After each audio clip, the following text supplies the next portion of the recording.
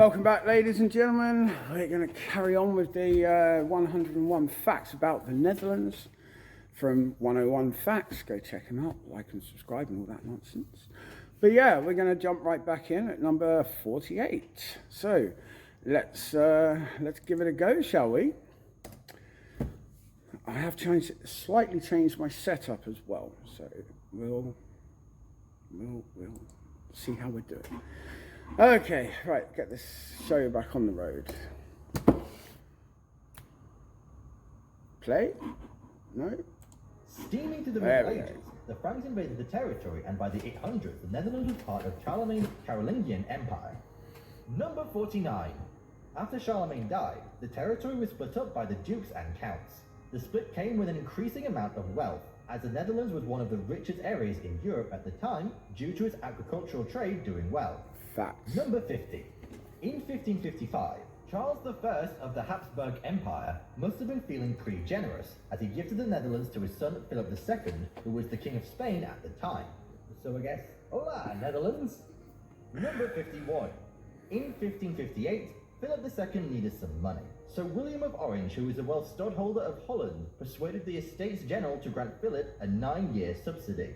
In return, the Spanish Netherlands would benefit from Philip having to accept a remonstrance, which set out liberties that would be given to the Spanish Netherlands. Just on another point, in the Netherlands there is a film called The Admiral, and this tells all about the days of the sort of the Spanish and the infighting, and a lot of Dutch people say it's not entirely accurate, but a lot of it has its fingers dipped in the pie of truth. So yeah, if you find it, I would go and check it out. Just watch out for the bit where they take their version of Boris Johnson outside and hang, draw and quarter him in public. Boris, be warned. Number 52. Philip II's character was perceived as being very cold and arrogant. He didn't seem to have any crazy interest in pleasing the people of the new Spanish Netherlands, as he never visited after 1559. Adios, Netherlands. Number 53. After some time, the people of the Netherlands revolted, and it lasted for 80 years, until the moment they gained their independence in 1648. Number 54. I'm not sure about the singers, but 1932 was when the Wilhelm... Okay, let's sort this OBS crap out. Excuse me. Full screen. Full screen. Thank you. Which was adopted as the Netherlands' national anthem, and on that day, history was made. Wilhelmina's as the house. oldest national anthem in the world, as it was written between 1569 and 1572. Number 55. Based on what you know about the Dutch flag, what do you think is their national colour? I'll give you orange! Oh, it's actually orange. This is because the Dutch monarchy is from the House of Orange. The House of Orange. Number 56. Vincent van Gogh is actually from the Netherlands. Vincent van Gogh. Brabant province, to be exact. Brabant. When he was 9, he was sent to a boarding school in Zevenbergen, in the northwest of the province. Number 57. During World War I, the Netherlands remained neutral ground, but during World War II, the Germans invaded. For a time, the Nazis chose a very loose grip during their occupation, but yeah, that didn't last very long. Number 58. A popular war story is Anne Frank, with her captivating diary and all the accounts of her life. The canal house Anne Frank took refuge in during World War II is located in Amsterdam, and has now been turned into a museum for all to visit. Number 59. Even though Anne Frank's house is popular, the National Museum, Rijksmuseum, is the... Okay, so as I said earlier, I work with a company, and currently we work by the Rijksmuseum on Museumplein in Amsterdam. So, just on this moment, I too, when I came to the Netherlands, looked at words and was like, how the hell do I start to pronounce those? Rijksmuseum? Yeah. You know, I'm not going to get on Chris's ass for this too much, but yeah. The most visited museum in the Netherlands. However, out of its millions of objects, it only displays 8,000, but much more can be viewed online. Number 60.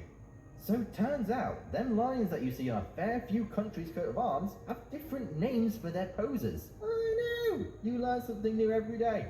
The ones that are on the Netherlands coat of arms is called the rampant pose.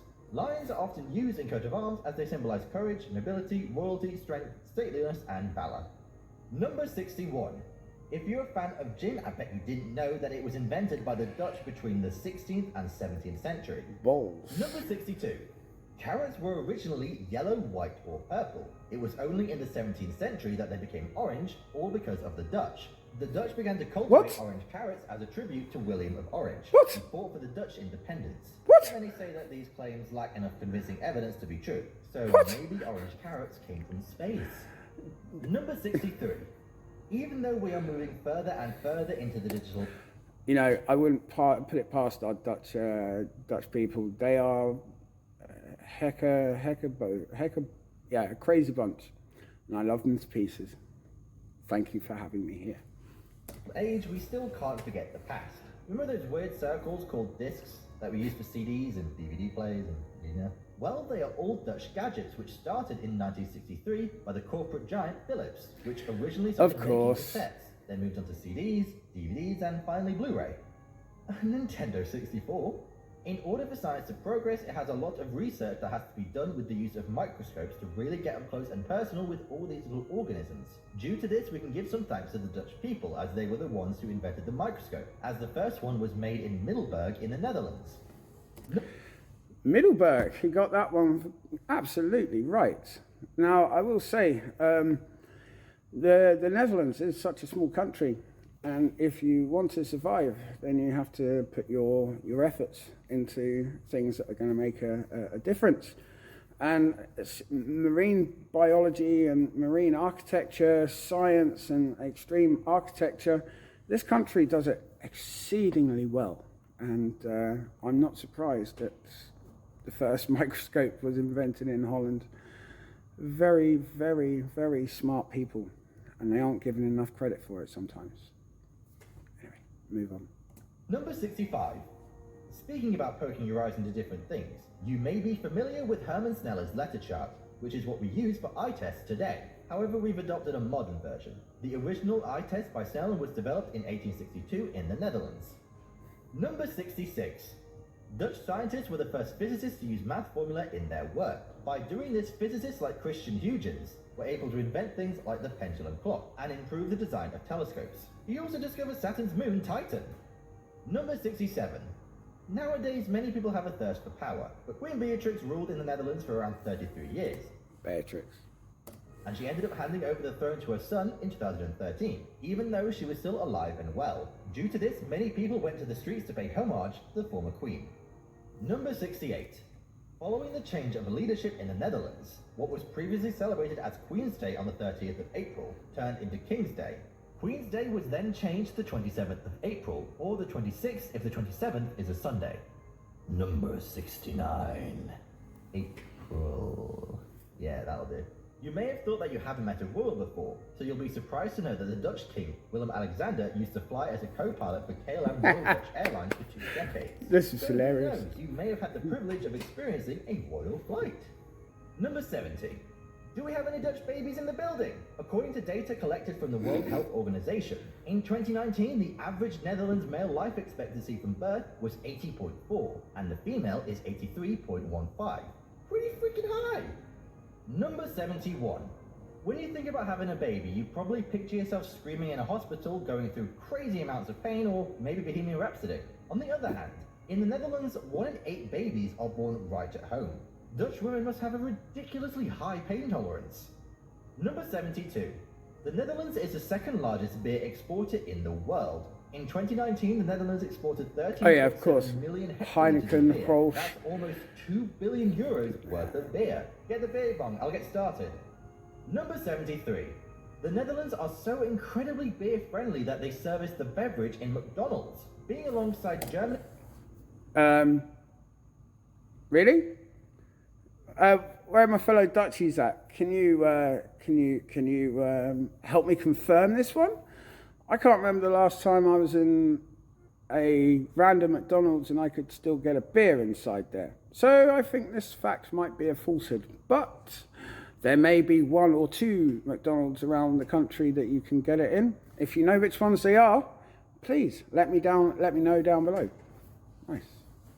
Only France, Greece and South Korea that also serve the fizzy happy fun time beverage under the Golden Arches.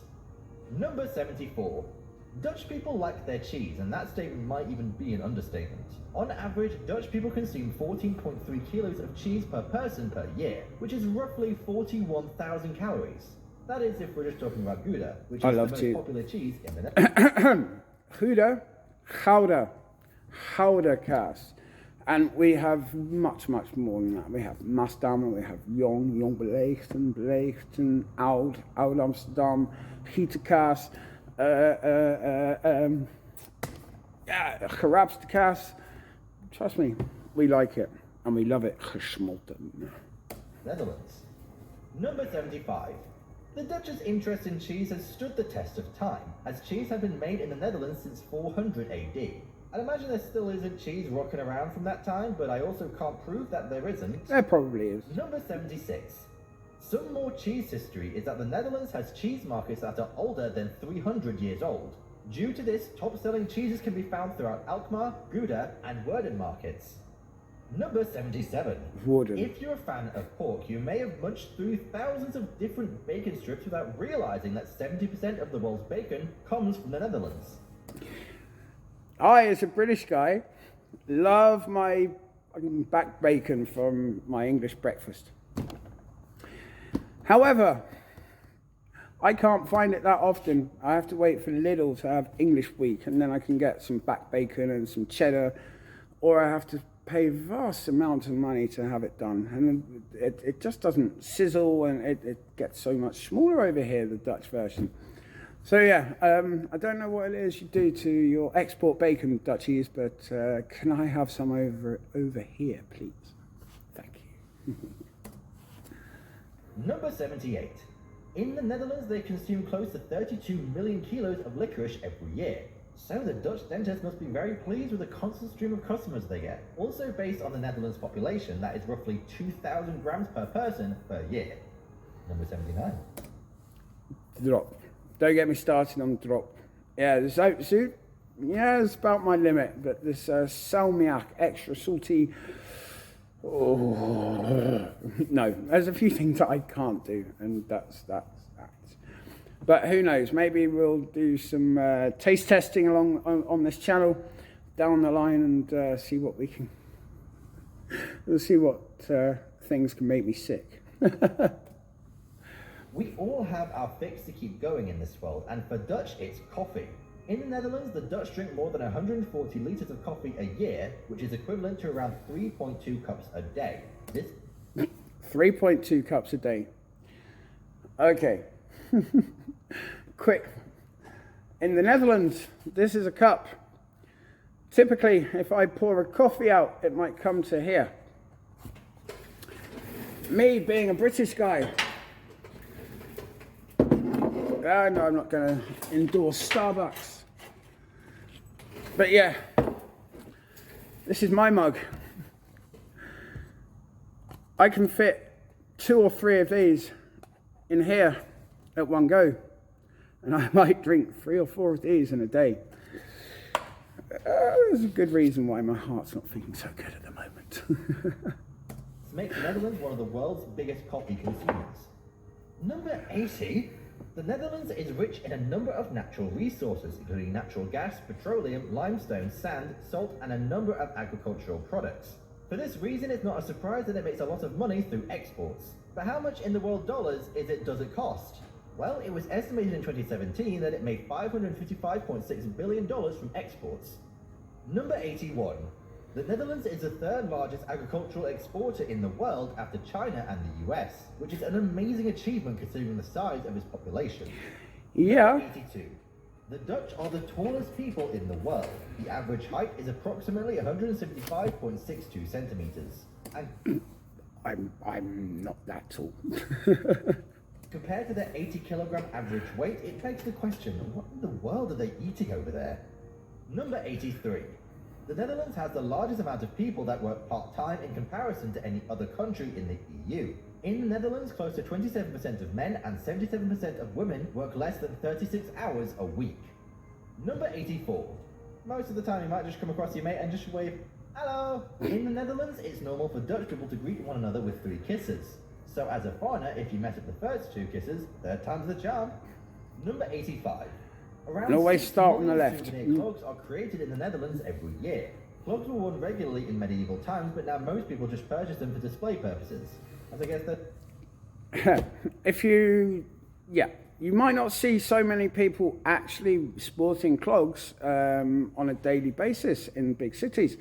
However, where I live and work, on farms, they become a very useful tool. They're very much like the steel toe cap of boots that we currently wear these days.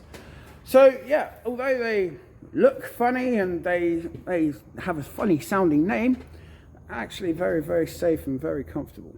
They're not as fashionable anymore, or comfortable. Are they comfortable? Can you tell me if they're comfortable? I'm asking for a friend. Number 86.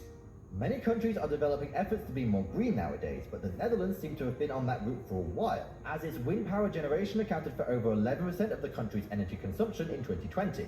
And if we're talking watts per hour, it produced just shy of 14 trillion of them zappy boys. Number 87. Before we get on to number 87, that whole thing about renewables and green pickup. The Netherlands is one of the fastest picker-uppers of the Tesla and EVs in general. So yeah, I don't dispute that fact whatsoever. Speaking of them windy boys, in 1221, the first Dutch windmill was built in a town called Willemskerke. However, this place has been Willemskerk. Almost. Very close. flooded, so it is no longer around. On the other hand, the oldest windmill that is still intact was built in 1441 and is known as Grafelijke Korenmolen. Number 88. The Netherlands created the first solar cycle lane in the world. The solar panels embedded in the cycle path could generate enough electricity to power 3 houses, therefore making it a great sustainable way to change how we get energy today. Number 89. Steps further in innovation that the Netherlands have begun to take include tackling climate change with a goal to reduce greenhouse gas emissions by 49% by 2030, which they are currently on track to achieve. I think these sorts of goals would make Elon Musk stop breakdancing. Number 90. Netherlands currently has plans to ban petrol and diesel cars by 2025, which would be a huge step in the right direction for the environment. 2025, you say? Yeah, we're now in 2022. That gives us 3 years to ban petrol cars. Good luck, considering I own a petrol car, which is more than 50 years old. So please don't ban petrol cars just yet. You're probably referring to banning petrol cars in the centre of towns. That's probably what you're going for. I know you're smiling right now, Elon. Number 91. But the Netherlands isn't just home to sick, nasty windmills, lots of water, and an amazing ability to pave the way in tackling the climate crisis. It's also the home of Unilever, Dove, Shell, Spa, and so much more. Number 92. So many fantastic tax-dodging companies right there. Roughly 1 in every 5 people in the Netherlands are immigrants, and in Amsterdam in particular, around 1 in 3 people are of non-Western origin. A number of popular backgrounds people come from include Turkey, Suriname, and Morocco. Number 93. Outside of the Anglosphere, that's countries that have been or are currently associated with the British Crown and or have been under US rule, the Netherlands has the highest English proficiency. As a result, more than 90% of the population can speak English as a second language. Number 94. Other than English, over 50% of the population also speak German, and just over 20% speak French. Netherlands also has its own sign language, called NGT, and has 17,500 users, though it's still waiting for recognition. Number 95. Oh. Relating to religious denominations, more than half of the population does not identify with any religion. 35 to 40% are Christians, with Catholicism being the highest denomination. 5% are Muslim, and the rest identify with other religions. Number 96. I don't know how in the world this is quantifiable, but the Netherlands has officially been declared as the 6th happiest country based on the World Happiness Report in 2020. It got shafted by Norway between 2019 and 2020 as it but who Norway? by the Big Nord. Number 97. By use of a survey, it's possible to calculate the best country to raise your kids in. They've done this a few times over the years, but last year in 2021, it was calculated that, and maybe you can guess given the video, that it's Sweden! Yeah, it's not our flat boy Netherlands. It was ranked 4th by scoring 95.56 out of 100. Number 98. In 2001, the Netherlands became the first country in the world to legalize same-sex marriages. Well, at least they're changing the lives of people, even if they're potentially lying about carrots. Number 99.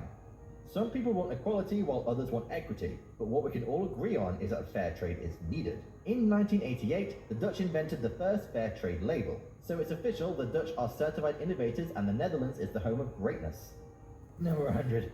I've never been the best with numbers, but Amsterdam on the other hand seems to be super okay with those super confusing symbols. Amsterdam is home to the first stock market through the creation of the Dutch East India Company, which became the first publicly traded company. Seriously, guys, I would go and check out more about the Dutch East India Company and the VOC days, because, yeah, if you think modern television writers can write some good scripts, they took their influence from a lot of the olden history that this country had. Wow, that's some politics and some pettiness that, yeah. It's not proud, but it's history. Well, be careful, watch out, you're going too fast, it's number 101. I know what you're doing right now, don't look away, I caught you in the act. Yes, you, I caught you using it anyhow. You like to do it whenever you want, oh, you disgust me. What you have been manipulating to your will was originally created in the Netherlands, and it's called Wi-Fi. An early forerunner of the technology was invented in 1997 in the Netherlands, and Dutchman Cees Links is known as the father of Wi-Fi. So that was 101 facts about the Netherlands. Probably Cees Links was the name. But yeah, who knew, you know? The UK brought us all the music that we love and know to this day, but the Netherlands brought us all the stuff that saves our lives. Including one which wasn't mentioned here on the video, the speed camera, the Flitzer, the modern day bandit on the side of the road that some might call it, or the modern day lifesaver. Whatever you think of it, the Dutch invented it. So there it is. And so yeah, that was 101 facts about the Netherlands, some of which I thought were a bit not so factual, others very interesting, and many which I can definitely say with certainty accurate. But yeah, so that was the first video properly up on this channel, a two-parter. I hope to do more of these in the future, and maybe you'll like to join me on my journey. But for now, I will say goedendag, fijne dag nog, de mazzel. Bye bye.